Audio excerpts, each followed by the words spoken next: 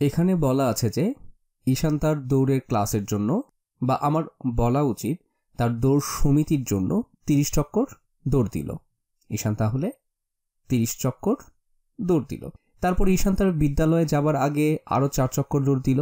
বিদ্যালয়ে যাবার আগে সে দৌড়ালো আরও 4 চক্কর। দুপুরে খাবার সময়ে দৌড় দিল 3 চক্কর। 3 চক্কর দৌড় দিল দুপুরে খাবার সময়ে। ছুটির সময় সে আরও 2 চক্কর দৌড় দিল। ঈশান আজ অনেক দৌড়াচ্ছে এর মানে। তাহলে আমি এখন যা করতে চাচ্ছি তা হলো ঈশান আজ মোট কত চক্কর দৌড় দিয়েছে তা সংখ্যারেখা ব্যবহার করে বের করতে চাচ্ছি। তাহলে এখন আমি একটি সংখ্যারেখা আঁকি। সংখ্যারেখাটা আঁকা যাক। ঈশান 30 চক্কর দৌড় দিয়ে শুরু করেছে। সে 30 চক্কর দৌড় দিয়েছে এবং সে দৌড়েই যাচ্ছিল। তাহলে আমার সংখ্যারেখাটি আমি যেখান থেকে ইচ্ছা সেখান থেকে শুরু করতে পারি, কিন্তু সংখ্যারেখাটি 30 থেকে শুরু করলে উপযুক্ত হবে বলে মনে হচ্ছে। আমি 29 থেকে শুরু করতে পারি, এরপর আমি 30-এ যেতে পারি। আমি এখান থেকে সামনের দিকে এগিয়ে যেতে পারি 31, 32, 33, 34, 35।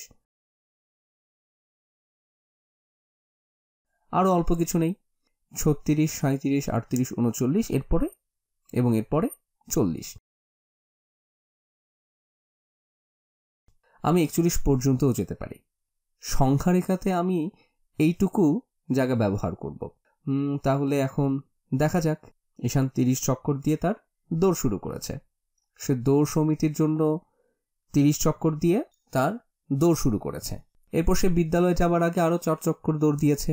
সংখ্যারেখাতে আমি যদি আরও 4 ঘর যাই আমাকে ডানে যেতে হবে, মানে আমি 4 ঘর বাড়ালাম। সংখ্যারেখাতে আমি 1, 2, 3, 4 এই 4 ঘর যাব। বিদ্যালয়ে যাবার আগে এই 4 চক্কর আমাদের 30 থেকে 34-এ নিয়ে গেল। বিদ্যালয়ে যাবার আগের এই 4 চক্কর আমাদের 30 থেকে 34-এ নিয়ে গেল। দুপুরে খাবার সময়ে সে আরও 3 চক্কর দৌড় দিল।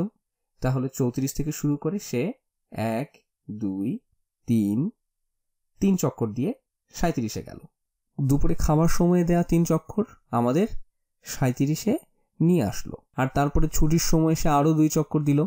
সে ছিল 37-এ। এখন আমরা যাব 1, 2, এই হলো 39। তাহলে ঈশান দৌড়ে কতগুলো চক্কর দিল? সে দৌড়ে মোট 39 চক্কর। আর আমরা সেটা বের করলাম এই সংখ্যারেখা ব্যবহার করে। এখন আমরা একই রকম একটি অনুশীলনী করব, যেটা হয়তো তুমি খান একাডেমিতে পাবে। এটা এই যে এখানে আছে, আমরা যাতে বিভ্রান্ত না হয়ে যাই তার জন্য ঈশানের এই অনুশীলনীটা আমি পুরোপুরি সরিয়ে ফেলি। এখানে এটা একটু ছোট দেখাচ্ছে, কিন্তু এখানে কি বলা হচ্ছে আশা করা যায় তোমরা তো বুঝতে পারছো।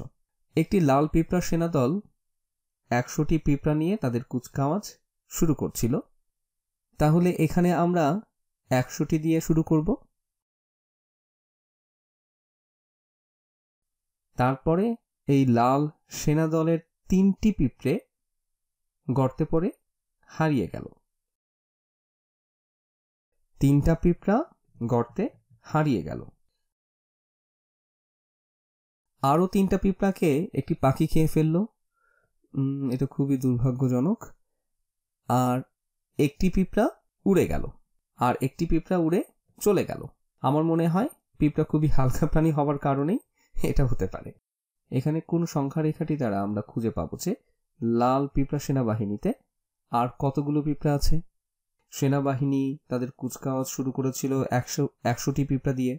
আমরা এই যে এখানে এটার নিচে দাগ দিব। আমাদের তাহলে 100 দিয়ে শুরু করতে হবে। এটা শুরু হয়েছে 10 থেকে। আমরা এটাকে শুরুতেই বাদ দিতে পারি। আমরা শুধুমাত্র এই যে এটাকে বেছে নিতে পারি, কিন্তু আমাদের দেখে নিতে হবে যেন এটা অর্থবহ হয়। আমরা 100 নিয়ে শুরু করব। আমরা তারপর গর্তে পড়ে যাওয়ার কারণে 3টি পিঁপড়ে হারিয়ে ফেলি। আমরা এখানে নিচের দিকে নামবো। মনে রাখতে হবে আমাদের এখানে পিঁপড়া সংখ্যা কমে যাচ্ছে। আমরা এখন সংখ্যারেখার বাম দিকে যেতে থাকব। আমরা নিচের দিকে 1, 2, 3 ঘর যাব। 3টে পিঁপড়া গর্তে পড়ে গেছে। আমরা তারপর পাচ্ছি একটি পাখি 3টি পিঁপড়া খেয়ে ফেললো, আমরা আরও 3টা পিঁপড়া হারিয়ে ফেলেছি। আমাদের কাছে এখন আর 94টি পিঁপড়া আছে। তারপরে আরও একটি পিঁপড়া বাতাসে উড়ে গেল, তাহলে আমাদের কাছে আর 93টি পিঁপড়া বাকি থাকলো। লাল সেনাবাহিনী, বা বলা যায় লাল পিঁপড়ার সেনাবাহিনীর আর 93টা পিঁপড়া বাকি আছে। 93টা পিঁপড়া টিকে আছে। এই তো, শেষ।